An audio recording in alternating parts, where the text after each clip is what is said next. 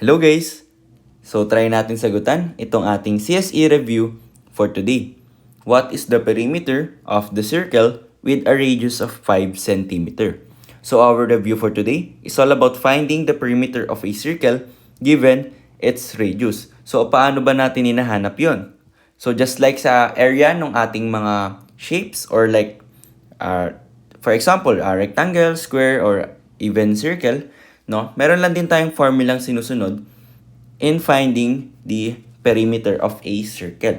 So ano nga ba 'yon? So the perimeter of a circle is equals to 2 pi r.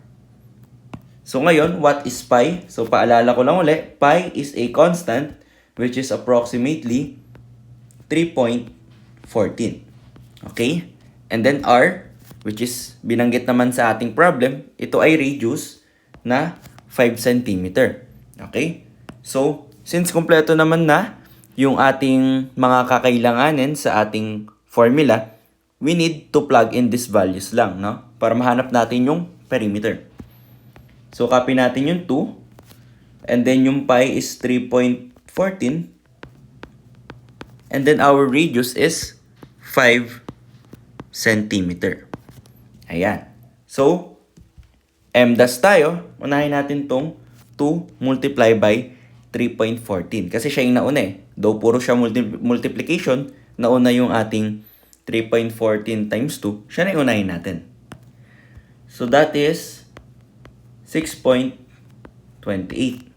And then, copy natin yung 5 centimeter. And then now, ito naman yung imumultiply natin ngayon. 6.28 multiplied by 5, which is equals to 31.4. And then, centimeter, copy lang natin since wala namang unit yung 6.28. So, hindi siya magbabago. Centimeter. So, this is our answer for this problem, which is letter A.